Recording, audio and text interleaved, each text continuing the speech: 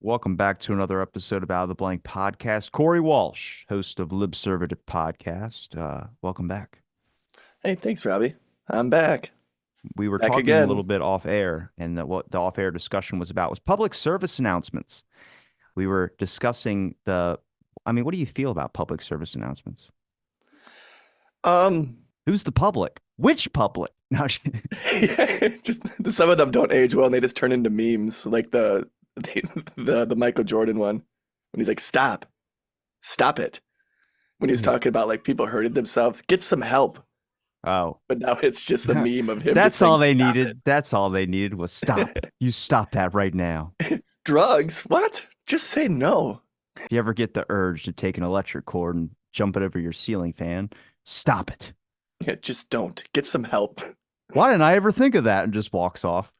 Dude, the what's hilarious is the old G.I. Joe PSAs that they've dubbed over time and just put like obnoxious like dialogue in it. Have you ever seen any of those? Mm-mm. All right, well, we don't have to pull any of those up right now, Oh, but sorry. I don't have the technology to be able to do that. We don't have a Jamie or whoever your tech guy is. Bell the Body Snatcher. Well, I was thinking about PSAs. I was like, whenever they actually ever worked, like for the general public. And like it had me down this road because I think it was from our last conversation. You mentioned that he stopped vaping. And I've been getting these like little disposable ones. And they're like I'm still cheap. working on stopping. I Oh, actually still have mine here. I was gonna chew oh, some of you my gave nicotine up. gum. Well, You no, I still gave chewed up. nicotine gum mostly, Don't chew it but now because we're I talking. Yeah. I know that's why I'm not. All right. Last Fair. time you yelled at me. I All was like, right. sorry. And you're like, if you ever Sorry. expect to be on this show ever again. I never said that to you. I said you're No, lucky you I didn't. invite you on this. Now I'm kidding. You're lucky I ever bring your Just half-cocked low key bullshit Ellen on here. DeGeneres backstage. Just yeah, just belittling me the whole time. I always wondered that about like certain individuals, like co-hosts and stuff. Like there's like seven Jimmy Fallons or Jimmy. There's some Jimmy something. Like it has to be Jimmy as a talk show host. But I always wondered how they were backstage. I feel like Jimmy Fallon, I don't know. I don't know enough about any of them. I feel like he's probably the nicest. The other ones seem like pricks. I think Jimmy Just Fallon 'cause, used to be a comic. yeah, he used to be a comic. He was on Saturday Night Live. The only person I know that was true was what's his name? The Irish guy, Scottish guy. Mm, did he have a Scottish accent? No, he had a late night show and he would always like invite his guests on and be kind of like, Oh, oh my God, big poofy hair. I'm forgetting his name yeah, I now know, I'm too. forgetting his name too. Uh, Conan O'Brien. No, no, Yeah, that's no, his name, Conan no, that's O'Brien. not the guy I'm thinking of though. But Conan O'Brien is the one with the big He swoosh. was on YMH and they were showing him a clip of a person swimming through sewage, like swimming through poop. And he just goes, man, he's swimming in shit and he's not even in the Shawshank Redemption. I couldn't stop Okay, so laughing. he does have an accent. I forgot what his name is. All right, we'll skip over it because it's not important. Hey Siri. But he would always say things like one guest would come on and she'd have a blouse and obviously you could tell that she was very, you know, voluminous in the chest area. And then she was also wearing a necklace and he was like staring down. She's like, "Are you looking at my necklace?" He's like, "I wish I could say I was." And he just said it like on like television where I was like, at least he's honest. Right, that's funny. I feel like a lot of that stuff is kind of starting to come back, especially like, do you ever watch Kill Tony? Yeah, the podcast and the show. Yeah, it seems like podcasts like that are like kind of like tampering down and making everyone less on edge of like offending each other. That we're allowed to laugh at ourselves again and laugh at each other. Like the whole movement that's happening in Austin and comedy right now, it seems like it's starting to bleed into other things. Like Eminem's song Houdini just came out. And like one of the lyrics, I don't know if you've heard it yet, but like one of the lyrics is, and it's just stupid. My transgender cat Siamese identifies as black but acts Chinese. And he just is saying wacky dumb shit like that to where like no one's even talking about that one really, to where I feel like a few years ago that was almost taboo. Because Eminem set a precedent already that he didn't care what other people thought. Yeah. And I'm starting to get really pissed off at like my generation, the millennials, because It's my generation too. everyone, yeah, you're a younger millennial, right? I think I I'm a was at couple the years older than you. tail end of it. Yeah. So especially the older millennials and even like the Gen Xers, Eminem comes out with this song And there's like stupid puff pieces talking about how it's controversial, but those always happen with everything, the daily XXL and stuff, and they're just trying to get like clickbait. And all the comments are full of older millennials and Gen Xers going, "Oh man, Gen Z isn't ready for this. They're gonna be so offended." And then like the replies to all those is like, "I'm Gen Z and I'm not offended. This is what Eminem does. It's not like we don't know who he is. That we grew up with him." And it's like, dude, guys, stop. You're acting like fucking boomers. Like you're over here making up a caricature of a younger generation that doesn't even exist. Like they don't give a fuck. Well, most of the younger generation, I mean, I don't think I'm old, but I think like a lot of people like in their early 20s and then like maybe even younger than that, they're just so malleable at that point that they soak up everything. I mean, we're all subjective to do that. I mean, that's what makes it like politics is just the form that we do it through when you get older. Either way you become left. And honestly, listening to your last episode, I'm glad you guys covered it and you guys kind of talked about it because you guys prefaced it with like, I know everyone listening to this probably thinking we're Trump supporters. I was like, that is exactly what I'm thinking right now. Mostly because I saw you guys spin and do like a 180 talking about all the Trump charges. And you guys just brought up obvious points that a lot of people I think just don't look under the surface with. But politics is just the form that we all kind of speak in and we flow back and forth. I mean, if you're not changing, you're not really learning. Yeah. Yeah, no, like, yeah, like for example, the Trump thing, like me and Dad never voted for him, never will, don't like him. But like what's happening now, it just sets bad precedents. Because now when Republicans, eventually it's a big pendulum, Republicans will be back in charge at one point. Now they can do the same bullshit and wasting our tax dollars on going after Democrats instead of doing things like building the bridge out by your place. Because I feel like that probably affects you a little bit more than it does me. I know you're a lot closer to Baltimore with that bridge that got taken out. When that happened, I was at work, and the first thing I thought of, and it's not even conspiratorial, I was just like, everything price wise is going to go up. Hmm. And I was like, God, I was like, we don't need that right now. Like gas just went down 20 cents, and I was super excited about that. I was like, damn, this is what my life is. Before it was like, hey, REO Speedwagon's coming to town, and now it's like, nope, gas went down 20 I cents. can't even afford the gas to get there, let alone the ticket. I know. But yeah, it's just such a waste of time. It's and like the things that they're getting him on, it's I don't know, like they can't go after him for the good shit because it implicates all the other ones. So they're just trying to just make him go away because he accidentally tells the truth sometimes. See, I was like watching it on television a little bit about some of the trial and people talking about the trial and everything. But then I had this weird, like my life has been a lot of weird scenarios. And something put it kind of in bigger perspective where to me it just didn't matter about the trial anymore. I was talking to someone from like my work, and they were like, "Yeah, have you met anybody at like the Millsboro location, which is like the state over it's in Delaware?" And I was like, "No." And they're like, "They just hired this new person in childcare. Man, she's got a story." And I was like, "What's her story?" He's like, "Oh, her son's a serial killer." And I was like, "We what? What?" And then they go into it, and I realized I've watched the documentary of her son's murders that he did. And I Holy didn't shit. realize, holy shit, this person lives in like my state. Usually it's somebody in Texas or it's somebody out in like bumfuck nowhere where it's like I'd never have to worry about ever coming in contact with like this person, like a With a Dahmer. serial killer. Yeah. But it was when the mom found the head of a person in her kid's closet and she had called the police and put the head in the sink. And I realized I watched Oh it my at God, I think I saw that video Yes, down in the basement or something like that. it was a TikTok video at like 1 o'clock in the morning I saw, and there was that's the so the mom works for the same company I work for, and I was sitting there, I was like, who the hell hired her? And then like Well, I they were like, mean, well, nobody like does background checks, and I was like, geez, well, even if they did, she wasn't the murderer. okay, that's what I thought too. And then I asked, does she have any other kids? And they person I was talking to replied and said, yeah.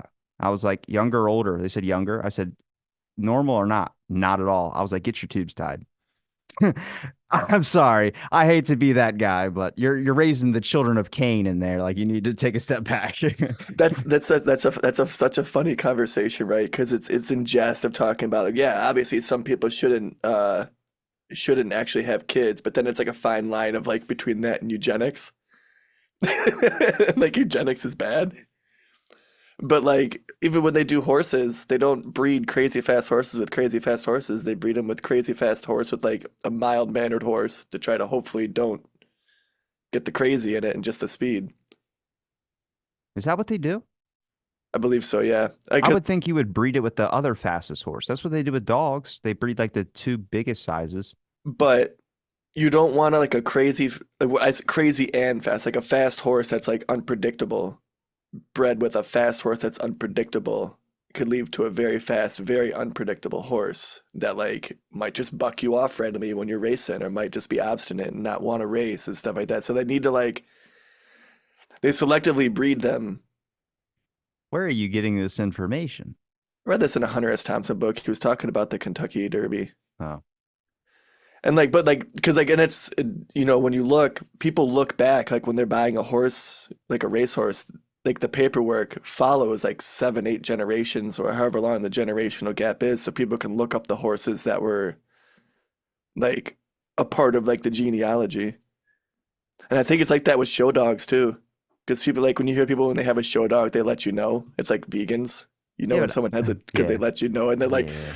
"Oh, this is Duchess, and her father was the state championship of this time, and her mother was the national championship, whose mother was the state championship of this." And it's like, "Oh, okay. I haven't had a red meat since 2002. I I'm like, haven't so you're even." iron deficient. It's like I haven't even done my ancestry and me, and you know more about this dog than I do my ancestry. What's with the idea of people wanting to know where they came from? Uh, I don't know. It might just be something to do with like maybe just if you know where you come from, you might think it might help you have a better idea of where you're going. That was deep. Good job. Give I you did a, that. That's off the top of my head. I mean, it was corny as hell, like a Hallmark Right, card, but right. I If mean, you know just where you've mostly like been, why do people want to know? Like, what do they bring up? Science factors, medical factors. They just want to that know if might they're be gonna it. have. Yeah. Like if all of a sudden you found out that literally half your family had some sort of like disease or something, you could be like, "Ooh, yeah, and For let's." your family history, yeah, but what about if they're just telling you things like you're 2% Irish? Like, what is that going? I have 2% more likely to be an alcoholic. Like, Yeah, but I I'm haven't done my. Irish. I'm Irish, yeah. Most of the white people are Irish. Yeah, most of the poor white people are, yeah. Yeah. If you But like, just toss a potato at somebody, ask them if they like it. You're yeah, Irish. Congratulations. there you go, you spud head. Uh, but Don't say that. That's a slur. but we're Irish, we're allowed to. Oh, that's true. Yeah. Um, I don't know if you don't have a shamrock on your body. I'm not. I just, I would I call do. it. Do you really? Yeah, right Where? here in my chest, right there. Wow. All right, you can say it then. Yeah. You like my shirt? It says polite as fuck. I might have to edit that out because you showed your nipple on camera. I don't know. Is that allowed? I don't What know. do I have to? No, yeah. Now do we have to like Wait, sign like waivers and stuff? do you identify as a man? Yes. All right, then it's okay. Guys' nipples on television are fine. But girls' nipples aren't. No. And I remember being a kid just being so fucking pissed at that. You Yeah. had to go to the Scramble channel. Yeah. Or the one of those private theaters that Pee Wee Herman got arrested in. Rest in peace. Yeah, and he's like, I thought this was private. That's the whole point of that theater was to do that. Yeah, it's just you can't get caught, I guess. It's like insider trading in Congress. Everyone does it, but if you get caught. So what else is new, man? Nothing much, man. I don't know. I just been interested in obviously history. Been a large focus on that. Needed a break. Wanted to have a good chat with you again. It's been like 3 months, even though it doesn't feel like it's just going by so quick. Um, and I realized we're completely not different, but our focuses are different. Mostly you focus more on the modern day stuff, which I think is really important. I just don't have the energy for it. Yeah, I it's hard to keep up with. I just want something that's already historically been done for 50 years, and we're just kind of looking through. And I mean, you can contest, say JFK is not done; it's still going on. True, but it's history, so everything has a record already. What Yeah, you you don't like are, being wrong. I wouldn't say being wrong. Our facts are constantly developing towards like we'll be like, oh yeah, this happened, and then a week later it's like, up, guess what? We were wrong. It's something different. It's just like being a dentist and trying to gamble on if the little child in the chair is going to bite you when you stick your hand in his mouth. That's what trying to depict modern day politics is today. It's like we don't know the course of where it's going. Yeah, that's true. Yeah, like is today the day that little Jimmy bites down on my finger? I mean, are you surprised by anything that's happened today that's really kind of piqued your interest? I've been following, I don't think anyone's really following this one, but I've been bringing it up on the podcast, the whole pier debacle on the Hear about Israeli border in the Mediterranean Sea. what? Like, so President Biden, in the beginning of the year, he gave his, State of the Union address. And Israel isn't letting any aid come in from like around the borders and stuff. So America said, well, we're gonna build a pier on their coast. And we're gonna build this pier and our ships are gonna be able to come in and unload like aid for the Gazans and then they could bring it into the country because our ally Israel isn't letting us do that on their borders, so we're doing it from the sea. And then so And then Israel's Netanyahu, okay with that? yeah, they say they're okay with it, but like they're still being like kind of assholes by not letting us just come in through Egypt or any of the other countries like around it by land, which would be way cheaper, way more efficient, way less like dangerous. But and then Netanyahu even came out and goes, "Well, we can't guarantee the safety of America on this pier and guarantee the safety of their soldiers and stuff." And so now we have soldiers on the ground in Israel, which makes them targets for any sort of like terrorist group, putting our human lives, our U.S. lives at risk. Cost them $300 million to build this pier, and then they build this pier. Is They it bring made in the of U.S. gold? I don't know, but it gets even crazier. It gets even stupider. I can go to fucking Home Depot and get a whole truckload of wood for like maybe 50 bucks, some plywood. We're just Yeah. loading up boats, right? That's all we're doing. Yeah, they have a For pier where God's it's sakes, the basically like a mob did it floating. for like Yeah, borderline nothing. yeah, no. And then they would throw people off of them with They cement would shoes. transport guns from what is it? What is it? They would transport guns from Florida and then they would transport guns from New Orleans as well. And then they were up here in Detroit transporting whiskey Yep. back and forth between Canada and here. There's like I guess there's tons of they say that deep divers here find tons of like whiskey and cars and stuff in the river in the Detroit River and stuff. But yeah, so they built this pier, it cost like $320 million or something like that. And then they start unloading stuff, and then the people in Israel are so freaking destitute that as soon as they start unloading stuff and bringing it into Gaza, the trucks are like swarmed and attacked, and people are stealing stuff from it. So then they had to shut it down 2 days into operation. A week later, they go to resume operations, and a big storm happened, or the waves were just got choppy, and it just washed the whole pier away. $300 million. Yeah, they had to go and catch it Uh, and bring it back with barges to go and rebuild it. And that's going to cost another, I think, $20 million. is that real? That's real. You can look these numbers up. I want to be the person that has to call and let them know their peer's floating away. Hey You, guys, hey, is your hey, pier hey, hey, is your hey. pier running? What do you mean? You better go catch it. You better go catch it. And then you find out that the pier was designed to withstand 1 foot waves. And you know what happens on the Mediterranean Sea in that God, area? that reminds me of the movie Glass Onion, where the dude rolls up to the pier and it's glass or whatever it is, and it's by this famous artist or whatever. And then when they need to get off the island, they can't because the high tide has sunk the pier because they had to make it so low so it was more aesthetically appealing. It's like that defeats the purpose of a pier. Yeah. Do you prefer functionality or do you prefer just how it looks? Yeah. Well, this is just a PR stunt, I think, just to make it, Biden scrambling with the whole Israel, the least contentious topic right now in the country, Israel and Gaza. And so he's scrambling, so he's trying to do stuff that he could do to um, make it look like he's trying to help the people that his bombs are bombing through a proxy. So it's weird. It's weird. But yeah, and I guess that this pier was built, the design was meant to withstand 1 foot waves. And this isn't an area where they have surfing competitions. So obviously they know that the waves go higher than 1 foot. Well, can I ask you a question you've probably never been asked before, but what do you think studying modern day politics does for your overall perspective as an adult? Like, what does it give you human uh life wise? Like mostly things through you develop your perspective through experiences through the world. And most of that can be just face-to-face interactions with people and understanding dangers and being able to point them out. Like we talked about last episode with your kid, hey, you don't touch that, don't do this. But what about studying politics? What does that shape on your perspective as just an adult walking through life? I've learned that everything just seems to be more about appearances than actual functionality. Yeah, it's all a game. Politics, I think we said it on the show once, politics is just like sports for nerds.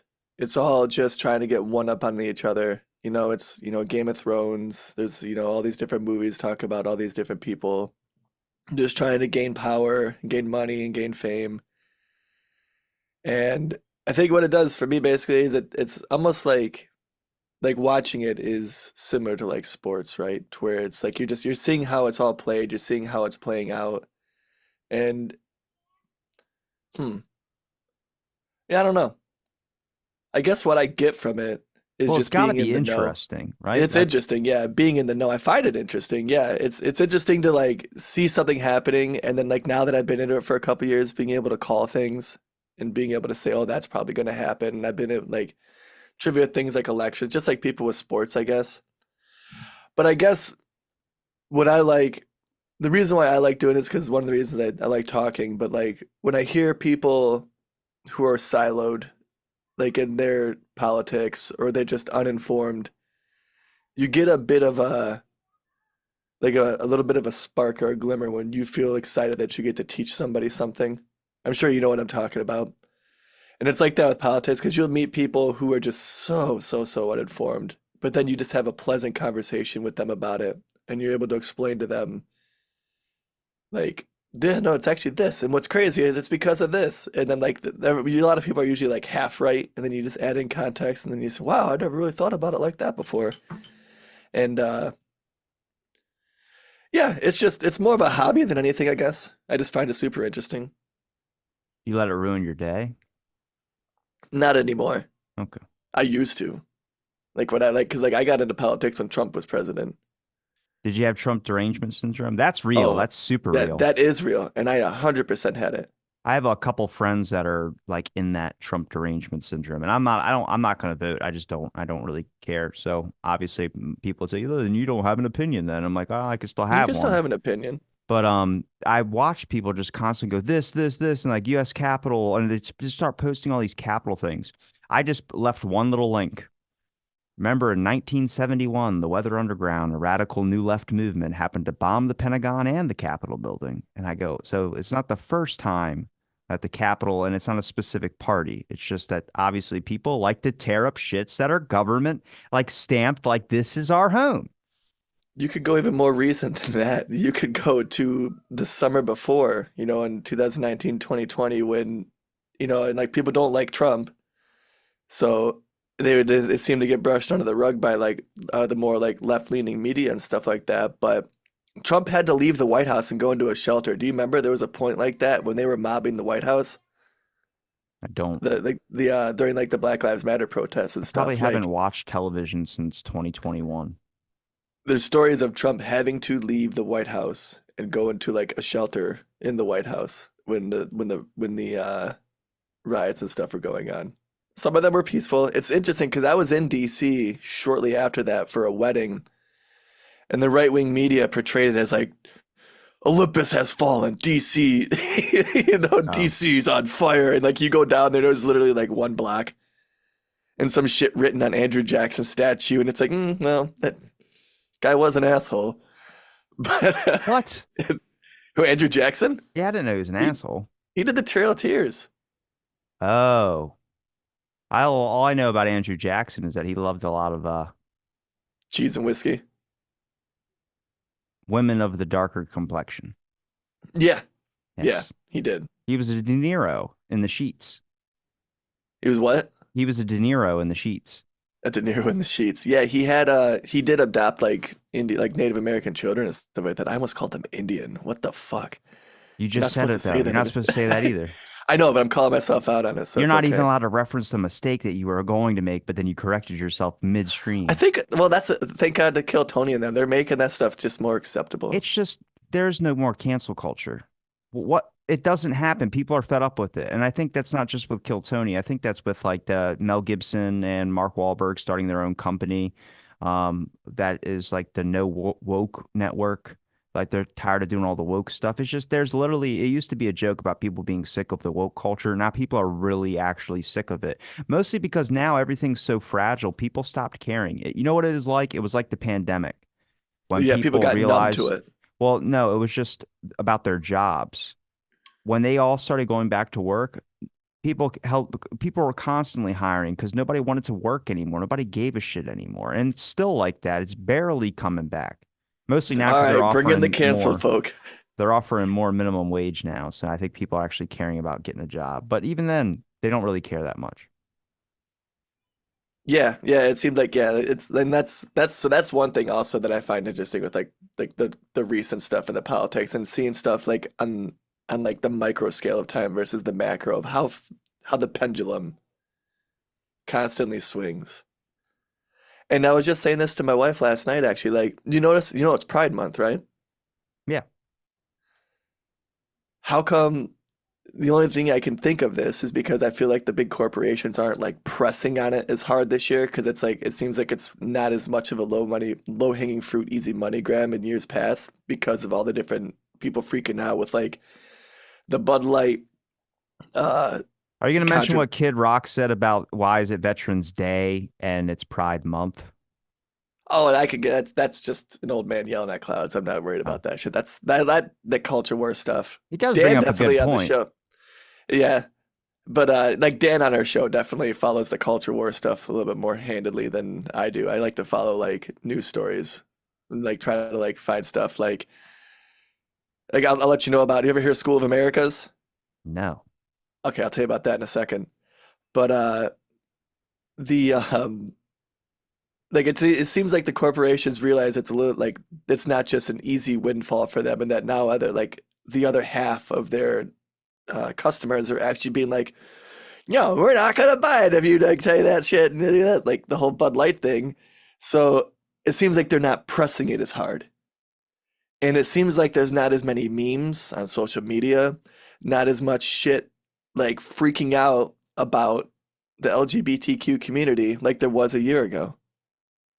And I think it's because the corporations aren't grandstanding and virtue signaling their way into making a quick buck as they did before. I also think media is not focusing on it. Media is just not reporting on like LGBTQ laws, and you're not seeing outrage videos as much as because I think it's like it was always a small minority of the population that Well, felt there's this always a way. narrative, right? There's always a driven narrative on any little subset throughout society. And the narrative on that isn't just as high strung because it's not backed by millions of dollars and billions of dollars from different corporations of just donating or like it's the craziest fucking thing. Like the Pride Parade in New York brought to you by Citibank. Like we as a people were literally wanting to decapitate Citibank people in 2008 Mhm. because of the housing crisis. And now here they are funding the Pride flag or the Pride parade and everyone's like, "Yeah, Citibank." And it's like, "No, they're still fucking evil banks." Mhm. It's the mob mentality, man. I don't know what it is, but it only happened one day a year. Now it happens like every other week. Right, but now no Black one's arguing Friday. about That's all it yeah, was. right, but Over a like toaster oven. Now it's about if your mayor's gonna put up a rainbow flag, and if he doesn't, you're gonna chop his head off. right. Because then yeah, it seemed like it was a distraction tool almost by big corporations, right? Because a bank would rather have people harass them about whether or not they support the LGBTQ community and then let people fight amongst themselves about that than everyone being pissed about them like foreclosing homes and then selling them to places like BlackRock, which is fabricating the housing market crises and stuff like that. And it's just they would, but it's not they. But then now they're seeing it actually starts to hurt their wallet because conservatives are freaking out about it. With the whole like that Walsh movement was against Bud Light. Bud Light lost out on their ass. And like I personally could give two shits. Like I'll drink a Bud Light. You know, I don't care.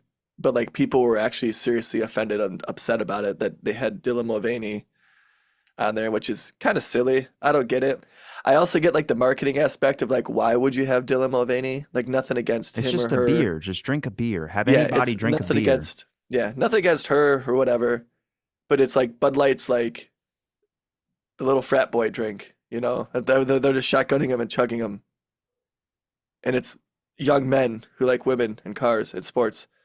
I mean, do you think the pride movement is essentially what it is the actual caring about this, or do you think it's just a hip trend to get on?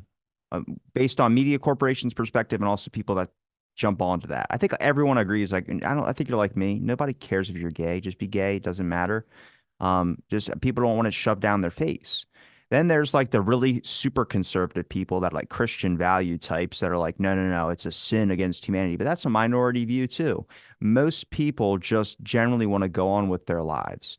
The issue is that this is the same stuff to me that happened in the 60s and 70s. The new left movements, the progressive movements, all the stuff that's coming out, all the radicals, the Kent State shooting, everything like that. It's literally just a bunch of people that are trying to feel very strong about something, and that's what we've bred into younger minds. You know, it's the best quote, which is by Winston Churchill, which is show me a young man who isn't liberal. I'll show you a man with no heart. Show me an old man who isn't conservative. I'll show you a man with no brain. You know, it's this aspect of like life beats you down or makes you understand how things work, and you end up becoming more conservative as you get older. But it's the today's trends, all that cancel culture crap. It happened back then too. It's just we don't remember because nobody. It's Everything that we're seeing now pretty much has always happened, right? Like in different aspects and different things. There's another podcast out by the guys who made Radiolab called Reflector, and they're talking about like Dee Snider and during the 80s when they tried to cancel the rock music and stuff like that. 50s and 60s was Elvis, 70s was outlaw country, you know, and it's just everything is so much more intense now because people would read about it in a newspaper and form their thoughts and maybe talk about it, but they only had they only had the information to go off of from that newspaper clipping. And then a buddy would go to the bar and they'd maybe be able to talk about it for maybe 5 minutes because it's equivalent to one tweet, to where now the information is constantly coming, constantly, constantly, constantly. And if you fuck your algorithms up and you start following like one thing, like you've been on TikTok probably, you watch one creepy video, and then all of a sudden your whole feed is all of a sudden creepy thing is caught on camera. And then you watch one video of of like a rap, like a guy doing a cipher, and then all of a sudden your whole algorithm is ciphers. And if you stay in that bubble, it's just gonna stay that way forever and ever and ever and ever. And it goes like that for basic anything. yeah, but don't you think the internet's so massive we can do that now? We could just stay in our little echo chambers and not have to interact with anybody outside of it. I mean, we used to be that used to be a fear, or used to be like everyone was like, "Oh, that's what's happening is everyone's stuck in their echo chambers." I'm like, why not? Why you have the option to do that now, and nobody is searching for an opposing view anyway. You just want to be around people only surround themselves with people they want to agree with or like-minded individuals. That's why how you make your friends. So it's like you have the option to do that now. Now we never have to interact. Like that's what you wanted, right? So why don't we have it? Well, we do. People do it. And I think like when it comes to music, I think it's fine. I think there's certain things that like you at least need to be able to maybe not even accept. You can reject it, but at least be able to grasp like But you've been to a concert where someone doesn't fit that crowd. I've been to a reggae concert and it's to do with fingerless gloves or the light up gloves doing like some weird stuff with some like a little ball or whatever. And I'm like, that guy doesn't fit the group, but whatever, man. He's out there chilling. yeah, he went to the wrong rave. Yeah, like he maybe bought the wrong tickets in the middle of the night while he was tripping on acid. Next thing you know, he's like, well, I'm not gonna let it go to waste. Yeah. See, I'm still taking this acid. I'm still gonna go to that rave. Like I go to reggae concerts, but I don't smoke weed. So it's like I'm in the middle of a crowd and people are passing joints and they go and hand me one. I'm like, I'm good. And then someone goes and hands me a beer. I'm like, fuck yeah. Did you spike it? Let's go. Right. He's on his phone and like it like the title of the show like was like cut off and it's Bob Marley's it went to say reggae, but it's he just saw the RA and was like, "Oh, rave." Rave, yeah. He showed us what the fuck is this? It's like you buy tickets. Oh shit, I'm dyslexic, man. Missed out. Oh well. Did he look like he was having a good time? Hey, he looked like he was having fun. I don't think he was understanding what was going on around him because he was bumping into a lot of people, but he wouldn't like feel it. You know what I mean? Like he just kept going. I was like, all right.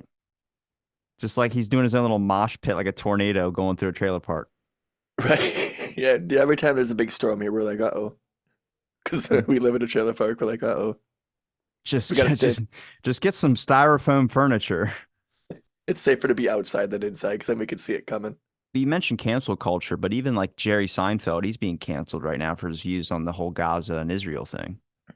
Well, because he started, yeah, well, because his wife was like giving money to it or whatever. But he's bitching about like the woke culture like 3 years too late.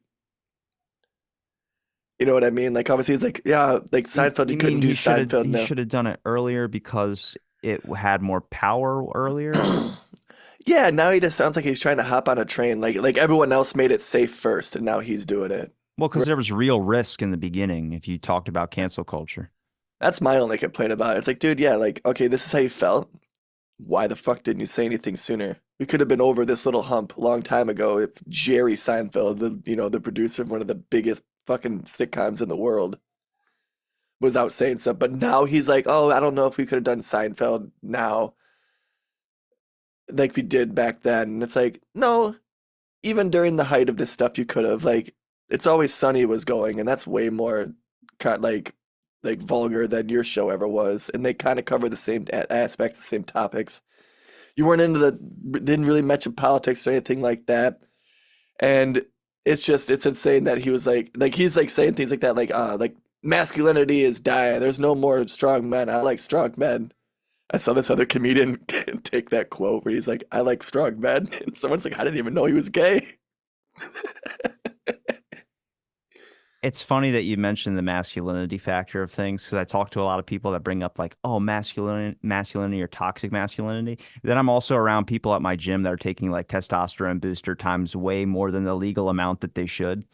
And I'm like, damn, I'm dipping into the Pacific and the Atlantic Ocean. Like it's just two opposite oceans there. Like it's crazy. But to me, I don't know. Like that's the testosterone thing. That's real. Like you hear it in conversations sometimes when someone tries to stick their ground and really trying to lay an authoritative, like I got an expert view on this. And I'm like, you're letting that stuff seep out of you, man. Like don't let that. Like go drain your juices and then come back. We'll have a reasonable Right? Like, discussion. go get laid. It's all you need. It's all you need. Yeah, yeah, no, I mean there is definitely a difference between like toxic masculinity and masculinity, but We I wouldn't don't have think had the it's Crusades if they all would have been getting laid, but they all wanted to stay celibate. Next thing you know, that's true. That's probably very true. I don't. If they There, would just that's a conspiracy. You could just toss that out there. That'll be alternative history. y'all You got alternative you history. got to preface it when you create an alternative timeline on accident, like saying things come from a certain area in Wuhan. You can't say that. That's an alternative history. Even though that's certainly alternative history. I was happy about Dan Smith lighting up Cuomo a little bit about some of that stuff. First time ever that I've seen like something on television where I was like, yeah, you're finally getting called out on your bullshit. I thought the audience was CNN people, but they weren't. No, they were Pat Bennett. Oh, what's his name? Pat Bennett. Pat Bet something. I forget the guy's Pat name Bet who David? hosted it. Yeah, Pat Bet David. That's his name. Is it really? Patrick Bet David. Oh, Oh no, no. It's PD. Is it PD, PBD or PB? I thought Patrick Bet David was like an actor. We lost another great one. I was so sad that my star guest died. You know how many people I had reach out to me It is about Patrick Bet David. Okay. You know how many people I had reach out to me about OJ Simpson's death? Oh, really? Were you an O.J. Simpson fan? Dude, I invited him. Yeah, I invited him 3 times a year onto my show ever since the beginning of it to talk about specifically Naked Gun. I said I wanted to know this before this history is going to be lost. You're not going to be around forever. And when he died, I got so many messages from people saying, I'm so sorry you lost your dream guest. Did you see the little like conspiracy about what was on his Twitter account? No. Okay, so apparently someone had screenshotted it before it was deleted, but on the official OJ Twitter account, it posted 45 minutes. It was only up the tweet, and it literally said, by the way, I want to let you all know I did that shit. And then it was up for 45 minutes, and someone had screenshotted it, and then they were all like doing TikToks and duetting it and all that. Okay, I did see But that the, tweet. the owner of the account had deleted it. And I'm like, I don't know if that's real because AI is getting so crazy now. They have literally things where it's like label post is made with AI. because it's getting so that they had to get people to regulate it themselves. Like you will lose your account if you post up anything AI related without marking it AI. Well, that's probably good. Oh, I mean, it's good that they do that, but it's just the fact of like that just shows you the power of AI so far. Yeah, no, it's gonna get even crazier. Pretty soon, yeah, because then you're gonna have all these different products and all these different things, and like people are then there's gonna be niches, right? It's gonna be like when people things like right now when you see stuff that's like handcrafted versus it being made by a big corporation, it's a They still local have handcrafted thing. they still have that today. Oh yeah, no, there's tons of handcrafted stuff. People go out and buy local, you know, intentionally just to, like support their local community and stuff like that, or like just because handcrafted stuff comes with a story, versus a buying something at like IKEA or anything like that. Like you go and buy furniture from an Amish, family out in the sticks. It's like, yeah, I bought this from this Amish family. This guy Jebediah, I was up there here when they were doing the finishing touches, like, and it was cool because the cows were there and like there's a whole story of buying handcrafted things versus, yeah, I picked this up at IKEA. Yeah, but IKEA, you can get a story from that furniture too. I yelled You at my wife for three fighting and hours. screaming in the apartment for however long trying to set up the damn table. Right, right. Yeah. It's just like craft beer. Like it's like there's a marketing aspect to it of that, right? Like when you have like craft stuff. So I think anyways what I was gonna say is I think that we're gonna be going into a world where it's just not handcrafted, human crafted. 100% Okay. made by humans. I've seen jobs, and I have a couple people I've spoken to about, I think their job is AI creative idea enthusiast, which is that you pay them for their service, which is creating art using their creative mind through an AI art generator. Where I'm like, you can't really say that's lazy as shit, or you can't say like what gives them the rule to do that, because some people just aren't creative. Like they're creative in other ways, but like if I gave you like write me a song right now, you might be able to write out a really good song. But then there's other people that just there's no ability in their mind to do that. Their creative passion goes into painting or something like that. Yeah, it just kind of bridges a gap because you could probably even as good as AI gets generating anything, it's only really able to still generate it based on all the input that's given to it. Well, even if you do that and you have that as a job form, it's not sustainable because then if I just take away the service that you're using, the AI platform, you don't have a job anymore. I see what you say. Yeah, you lose your craft. Yeah, With you're painting, basically if you have paint and a paintbrush, you can do that. It's a skill you have. If you're just typing things into an AI generator, any fucking person can do that. I do it all the time. It's how I create a lot of my merch. I literally just say Dodo with headphones on, melting face, go. And then I sit there for 10 hours on this damn AI art generator app just waiting for the right prompting it. one. And, yep. Yeah, no, yeah, you take away the paintbrush from the actual artist and he still has a pen, he has chalk, he has crayons, you know what I mean? He can create art. You take away the one tool that people are using. AI basically is just an outsource. You know what I mean? Who the fuck was that? My wife was peeking in the window Oh. making faces at me, so I gave her the finger. That's how you know you guys will last. Yeah, we've been together for 12 years. Good for you. Yeah, Good for you. about 12 more to go. Well, you're Then gonna the die that contract's up. soon? Oh, No, the contract's up. oh, No, 24. I'm just kidding. 24 years. I made that up. There's no contract. Hey, I'm not the one getting in trouble when she hears this. So, The window is cracked. I cracked the window a little bit, so she's probably listening. She's out there ear hustling. what are your thoughts on when it comes to just major political divides through history? Throughout history, There's been a lot. um, yeah, there's been a lot. So I know, like, when it comes throughout history, you look at the Roman Empire, it got too big. They got their military spread out too thin. They spent too much money, went into debt, and they collapsed. And it's scary because that seems like that's the road that America's going down. Well, looking at that historical lens, do you think this is the most divided we've ever been? I'd I say don't think no. so. Yeah, I really don't think so. You could be on Facebook and you could be sitting there arguing with a person for 4 or 5 hours just on some bullshit. Yeah.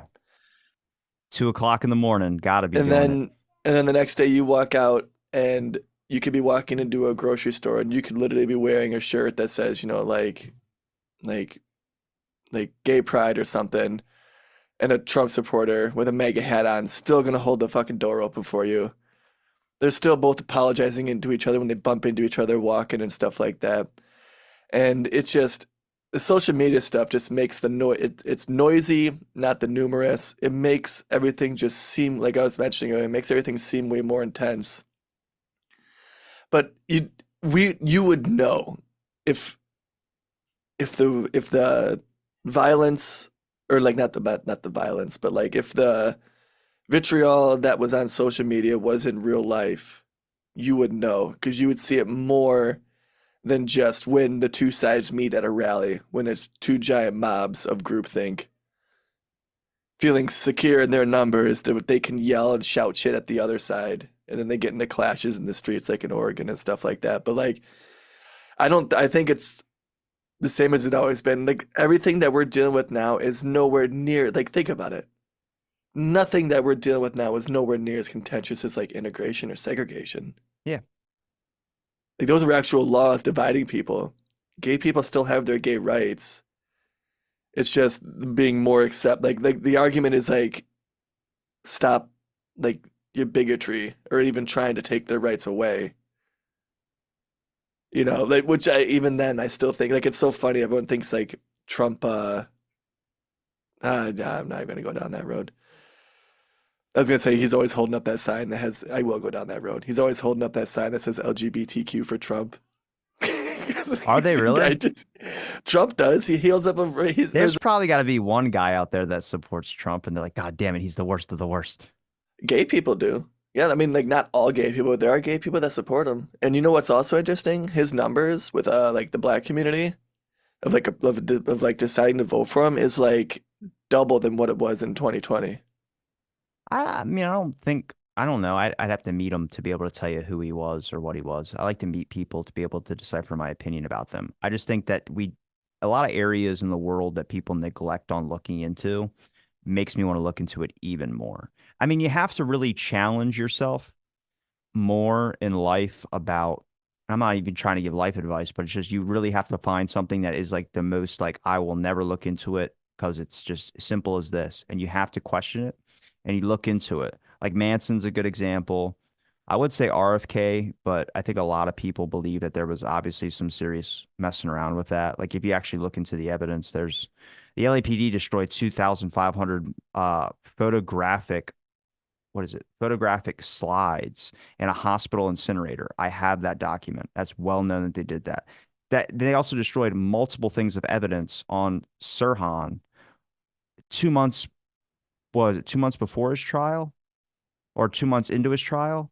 Like they know not to do that, but they did it. That's complete misjustice of the police department and everything like that.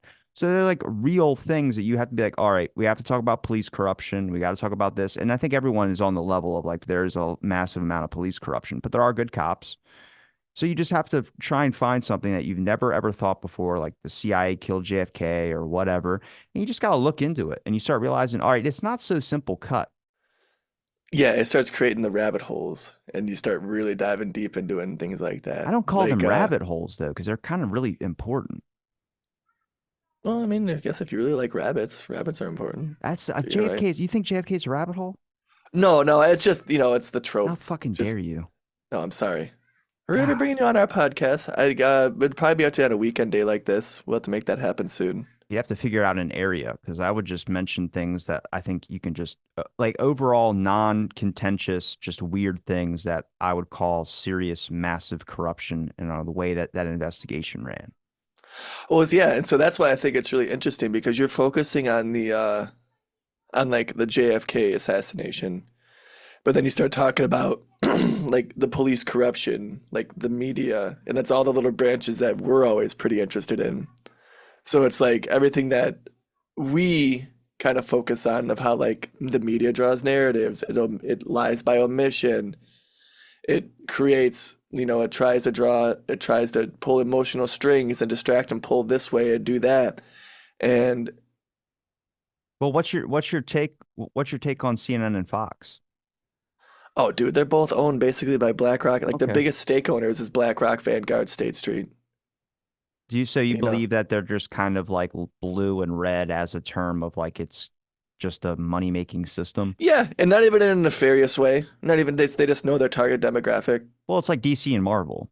They're both owned by like overall the same entertainment industry brands. So it's really just like choose DC or Marvel. It's a way of getting more people in seats if you get people on sides. But Chris Cuomo even admitted it on the in that Dave Smith debate when he was talking about how he's like how like they really just they cater to the audience because they assume what the audience wants to hear, so they focus on that. They don't and like he like said that and Dave Smith was like, "Are you serious?" That's exactly why everyone's like you guys are losing your membership or your viewership. Like he's like I say on my show, just like me and Dan, we say on our show what we think. We don't like you know how much easier it would be if me and Dan just went on some right-wing tangent and just literally just said like Democrats suck on every single show, or if we went on some left-wing tangent and said Republicans suck every day on the show. Because then we would bring in like that whole siloed culture who believes that type of stuff. But because we don't, we'll get people like in the comments and we've seen it like in the live feed, people commenting like, "Oh yeah, yeah, yeah," then be like, "Wait, what? No, no, oh that's it," and then they leave because they were agreeing with us at the beginning, but then they disagreed with us and they can't handle it, so they leave. And Chris Cuomo like inadvertently admitted that that's what they do. They just want to they it's a business and the business wants to make money, and the product for that business is the viewership that they're selling to sponsors. That hey, this many people watch our show. You should pay us so that we have your advertisement on the show. That's all it is. They don't want to hurt their cash cow by making people in their audience uncomfortable. So it's constantly just like, no, no, listen, this is what we think. We think just like you. What do you So that's think? Do it's you like a think mix of that when you talk about like the two being like red versus red v blue, basically. That's pretty much exactly what they are. do you think the media is more left or more right? Um, it's interesting because when Tucker Carlson was on Fox, his show had the most views of any of the other shows, and like Democrats watched his show. Yeah, but strictly media corporations, Fox, CNN, MSNBC, YouTube, other platforms of distribution for media or whatever you would get sources of information, news, just anything. Yeah, left or right. Honestly, I'd say it's probably pretty much dead even. Dead There's a bunch even, of stuff in the really. middle, but like when you go like far right and far left, like far right is like well here. You ever see the ad fonts media bias? No. I would just say, without looking at this yet, I would say that my opinion would be it's largely left. I just think it's because I've stepped in more potholes that would be more incited with like any type of conspiracy for some reason gets listed as a right wing thing. And I'm like, I don't think that's necessarily true because COINTELPRO is like a strictly left, attacking program. And I talk about that, but people would call that, oh, it's a conspiracy. I'm like, okay, I don't know what to tell you about trying to tell people COINTELPRO is not a conspiracy. I'm Oh, hoping you people know try to what tell that you that is. COINTELPRO is a conspiracy? Yeah, if I talk about COINTELPRO, people like say, it's not true. What is that? What are you talking about? I'm like, do we not talk about history at all to the point people don't know about that? COINTELPRO is basically the one that has to do with MK Ultra and stuff, right? No, not even What was close. COINTEL? COINTELPRO was invading left-wing groups, basically radical groups, having FBI agents Oh go in yeah, there yeah, and yeah, yeah, stirring it yeah, up yeah. to, yeah. Yeah, yeah, yeah. When they found out about it with I think like in the 70s, right? They found out about Yeah. that Well, with during during the the church church. church Yeah. church committee, they pulled all that Yeah. stuff out. COINTELPRO coincided with MK Ultra. It was just a part of the same umbrella stuff. Yeah, yeah, yeah, yeah, yeah. No, no, no, no. MK Ultra was separate. No, I mean COINTEL I'm just saying the COINTELPRO, church MK committee Ultra. focused on all the abuses that the CIA and the FBI did, and on one of the abuses of the FBI was a program called COINTELPRO. CIA was MK Right. Ultra. Oh, okay. Yeah, FBI was okay. Okay. Basically, it was like the assassination of Fred Hampton. That's COINTELPRO. J. Edgar Hoover wrote a document saying stopping or preventing the rise of a black messiah. But it's not just like black, they did attack Black Panthers, but it wasn't just about like left-wing groups or hippies that they attacked. They attacked things that they thought were like terroristic organizations, like Weather Underground. That's to me is a terrorist organization. You're bombing things. They're not, they warn people, but it's just a very big issue when it comes into you're lighting off a bomb in the Capitol. Like, I don't care if you're a left-wing group or you told people and gave them a warning ahead of time. That doesn't, you should not do that. No, probably shouldn't. But yeah, so like there's a here, let me send you this link real quick. Where's I'm the not little opening it chat up. thing? Just open it up. It wouldn't let me share the screen. I'll let you share it. Just, you got to ask, bro. Oh, I didn't. Use your words. Okay. There you go. Can I share the screen? Yeah, of course. Where'd it go? Mi casa es su casa. Why is it? Come on, boomer. I know I'm trying, but it's just it's making You me share my whole desktop. should just I show don't the want to window. share the whole desktop. Yeah, it's just I know showing the it's not. window. I'm just There looking it at your is. internet search history now. Yeah, No, that's no, no, no. COINTELPRO. Did you Google COINTELPRO? I did just to make sure I did like a refresher as we were talking. But For yeah, so like shame. here's its ad fonts, and like it's basically it labels where like all of the media is on the left and the right, and like right here like on the up and down is like the reliable stuff, and then the left politic and the right political bias. Like over here is like Alex Jones. Geez, all the right wing stuff is like under the. A lot of the left wing stuff is too though. Look, like here's Yeah, but like most Young and Turks. center is for some reason. And then what do we got in here in the center? CBS News, USA Facts. That sounds like fucking propaganda. CBS is like when you can't afford actual cable, Right. you get that lower package. They do play some good stuff, but mostly it's just like interesting town stories. And then there's this weird one right in the middle right here. What is that? Mir? It's in the UK. Oh, I know that's isn't that a website? That's not an actual. Yeah. TMZ. That's wild that TMZ is more reliable than fucking OAN. Probably now because they've been fact checked so many times. Right. But yeah, it shows you how like it is kind of even.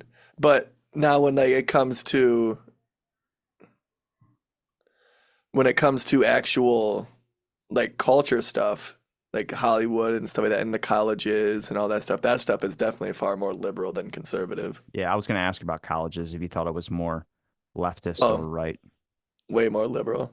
I had a lot of left people on my show, especially with the JFK subject and whole as more leftist people. There are right, there are like conservative minds in there, but they fall mostly on like the lone nutter side.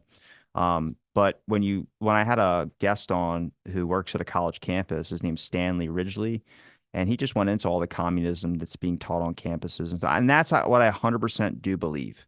I think that's why the CIA likes it so much, is because they're looking for ways to get information because people do foreign exchange programs all the time. But the CIA has been known on college campuses to use some of the students that are going to be mostly it was Yale in the beginning. That's why they call it Ivy League, is because most of those people are getting groomed for positions and positions of power, politics.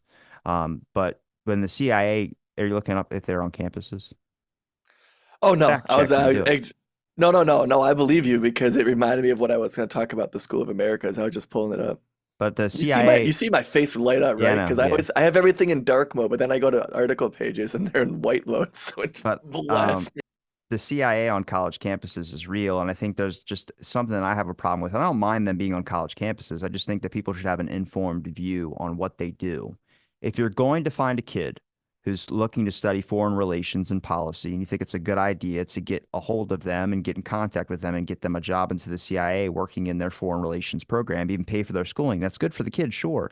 But the kid needs to know the danger.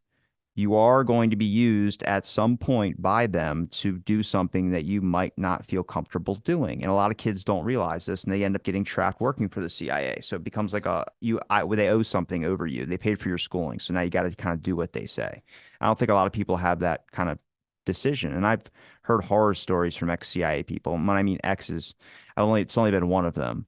But he talked about he was in prison for I forgot like 25 years or something like that.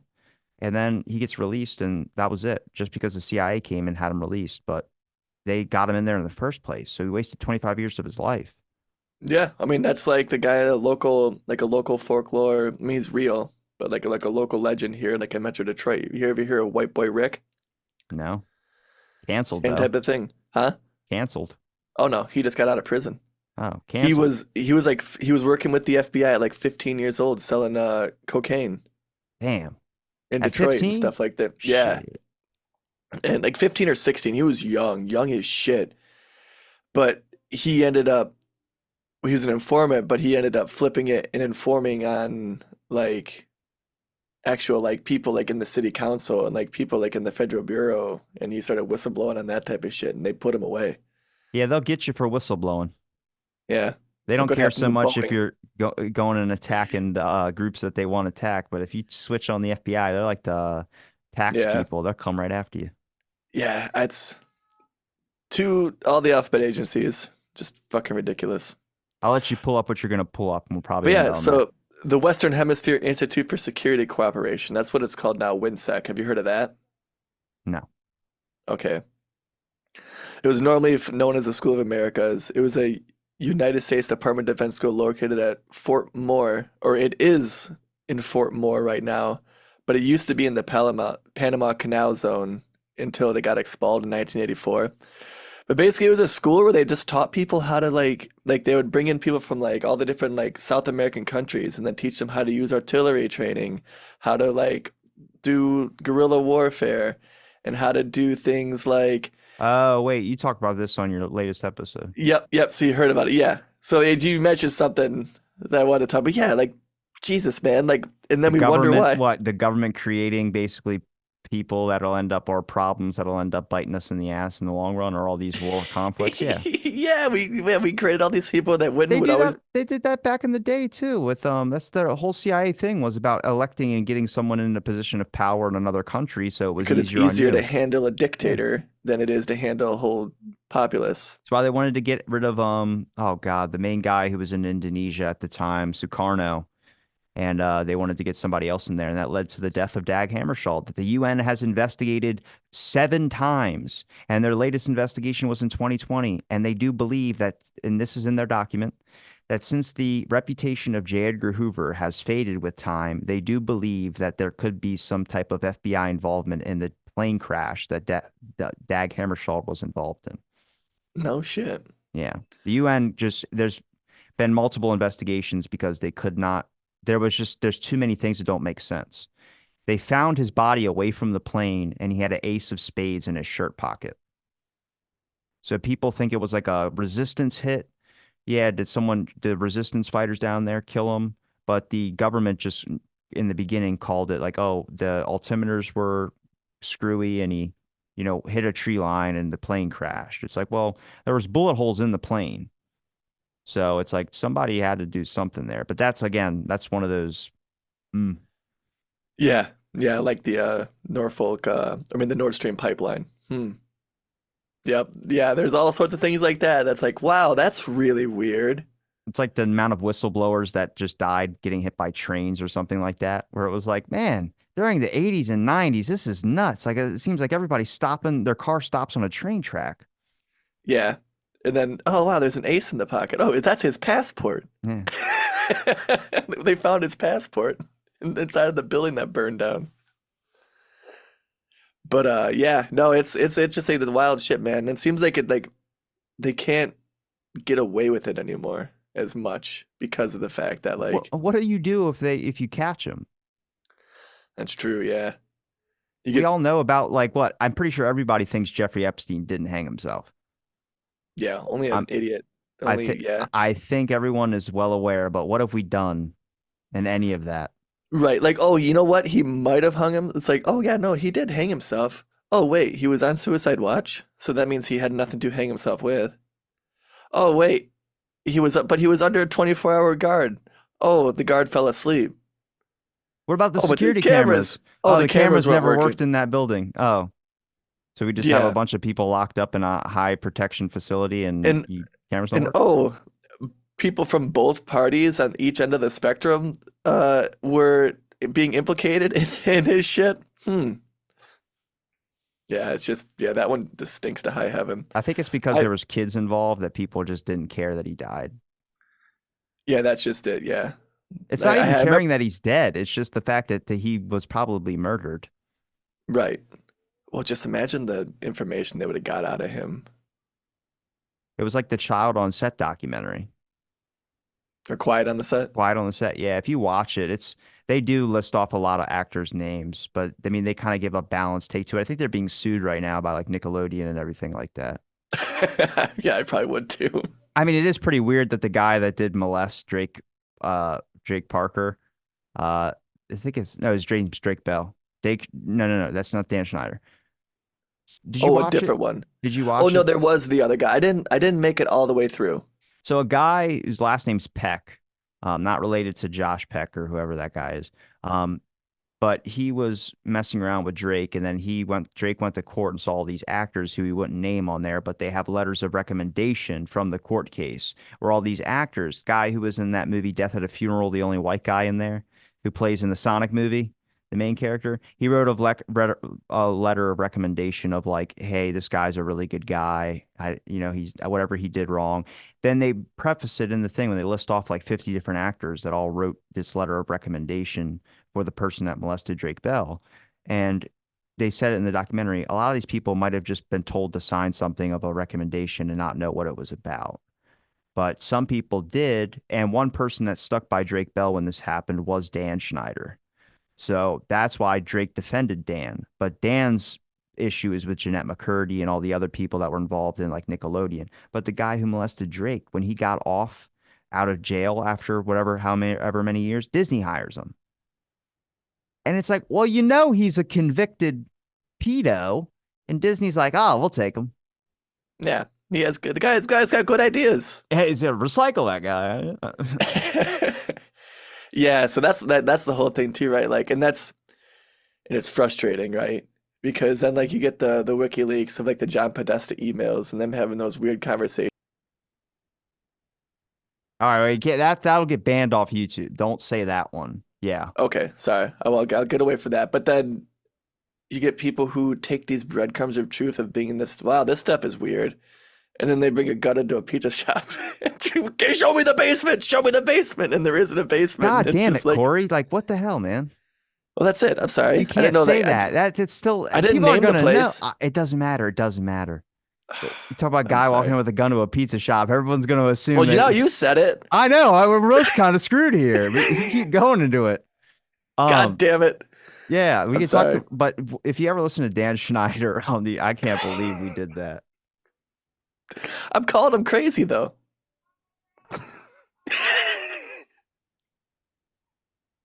Are you leaving like a moment of silence so it's easier I'm for you to just catch it later to I'm edit? trying to think how many seconds back this is because the timing on this recording is different than the timing of how long we've actually been on. Um, I'm all right, sorry. you're good. Fine. Hopefully I remember it. Make sure I won't drink before I edit this. So I gotta make sure I catch every moment of it.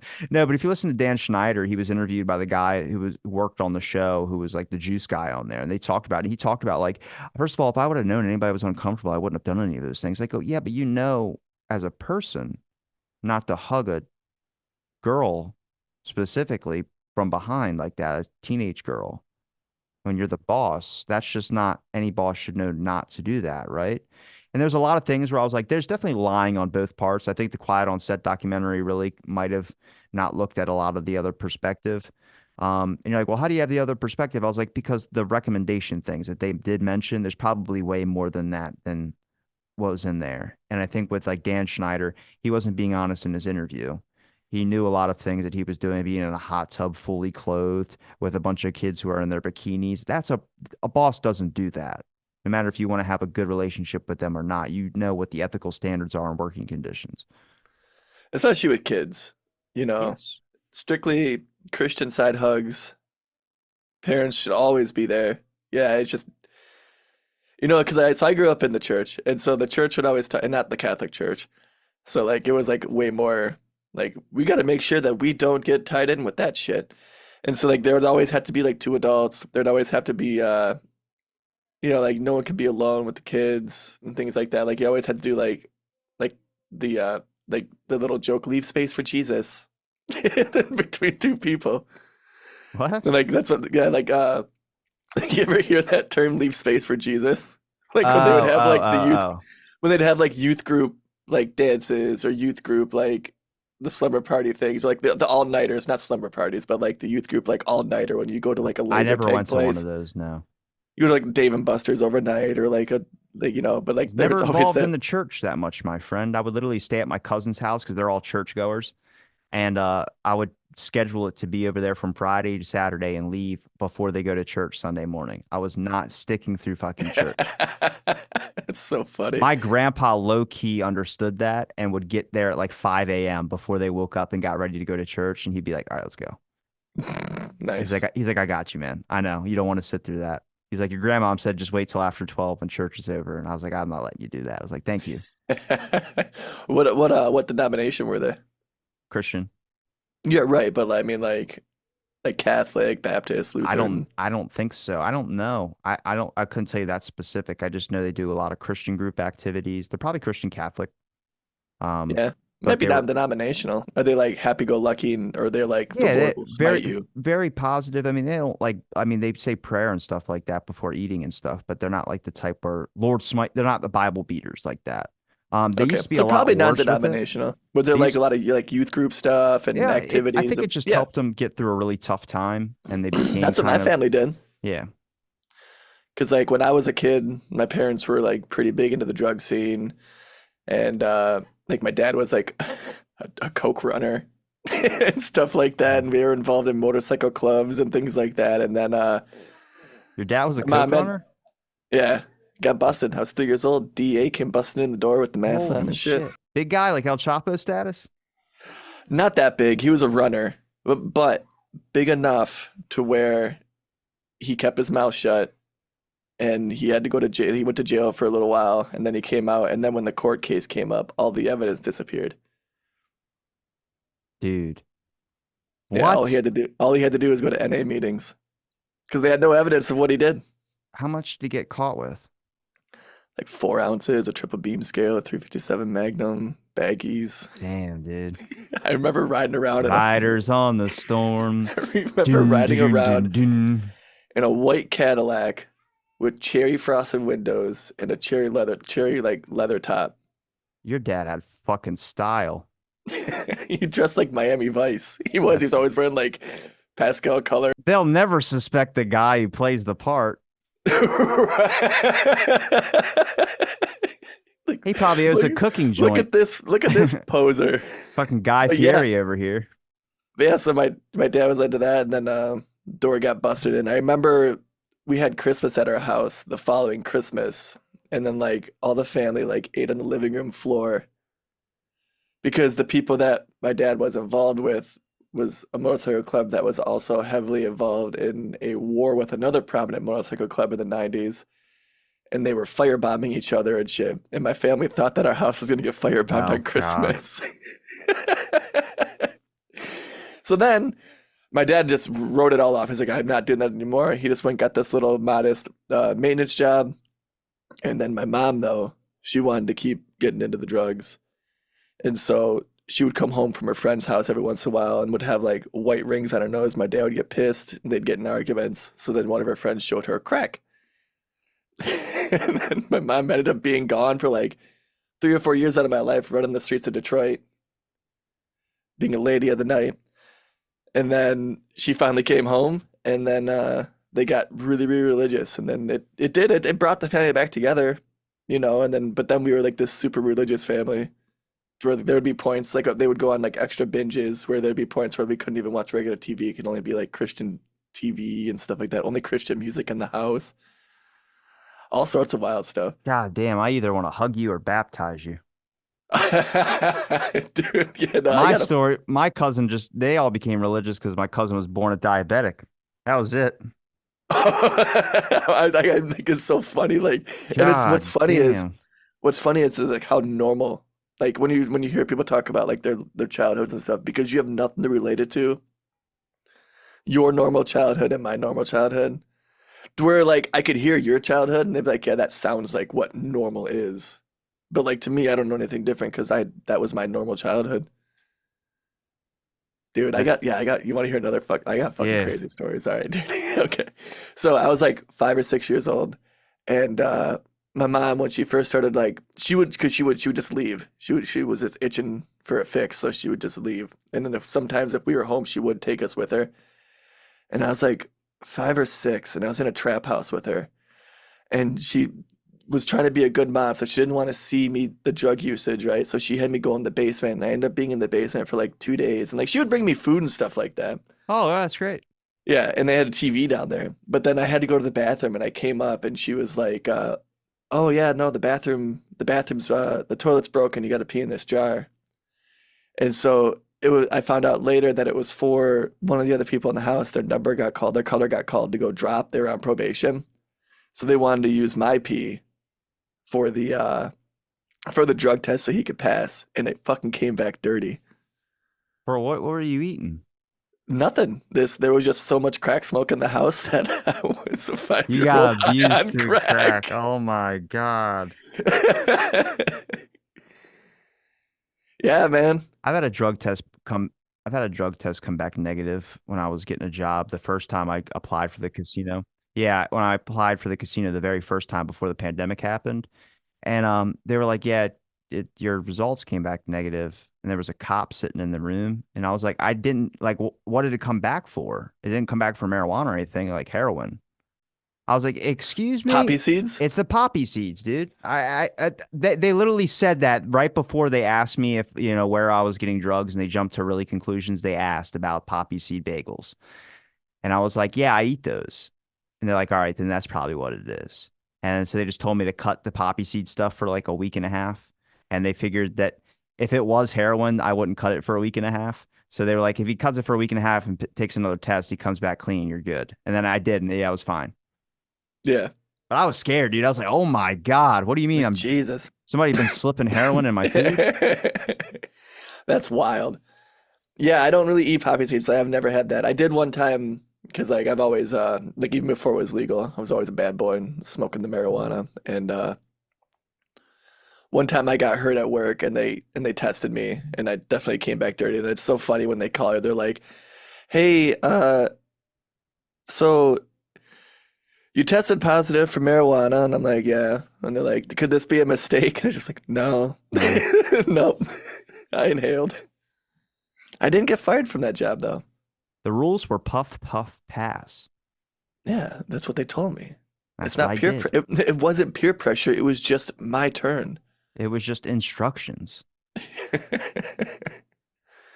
But yeah, yeah, I saw some Why don't you mark down on that resume, good rule follower?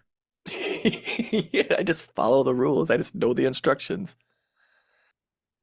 That's wild about your parents, though. That's crazy. Yeah, and you know, and like they got divorced, then they got remarried. Like during all this, they got divorced, they got remarried. I have a wonderful sister that I love very much who does have a different dad. And my parents got back together. They're still together. Now they work. Now they're both retired and they live on a campground and they just work there and live in their camper. Good for them. Yeah, yeah, because like most stories don't end that way. It's a good And story. I could attribute that to religion and God and stuff like that. You know, like me, my brother, my sister, we're all neither of us are degenerates. We're all living pretty decent lives, and parents are just happy-go-lucky up at the campground, partying their asses off in their 70s and 80s and telling people about Jesus. Love it. American dream right there. It is. Yeah, they made it work. They made it happen. But yeah, wild stuff. Like I remember being with my dad and like looking back, like when he would like be doing his runs and stuff like that, and he would take me and I'd be going to like friends' houses of his and stuff like that. And like we'd be at these immaculate mansions. And like we went to this one house and this guy owned wolves and he was just feeding them chickens and stuff like that. And it's like thinking now back, it's like, those are probably people that you were doing deals with. People Jesus. from motorcycle clubs using my parents' house as an alibi when a firebomb was happening, things like that. To Corey. the point where I still don't want to name names of some of these people. I can tell you when we get off the air, but I don't want to name like names because I don't want to be a name dropper and accidentally I kick get up it. Yeah, dust you're that fine. like Don't worry about it. that might. No, But yeah. Corey. No, that's crazy. But you give me enough of your time, man. We'll wrap it up because now I'm interested in learning more about these names. Where can people find your links, Corey? Libservative Podcast is found on all social media and podcast platforms. Our website is libservativeshow.com. We can be found at Libservative on Facebook, YouTube, and Twitch, Instagram and Twitter at LibservativePod. Our TikTok videos can be found at Libservative Podcast, and you can reach out directly at libservativepod@gmail.com. I'm going to link all those links in the description. It's been a pleasure chatting. Thanks everybody for listening to this episode of Out of the Blank. Stay tuned for our next episode.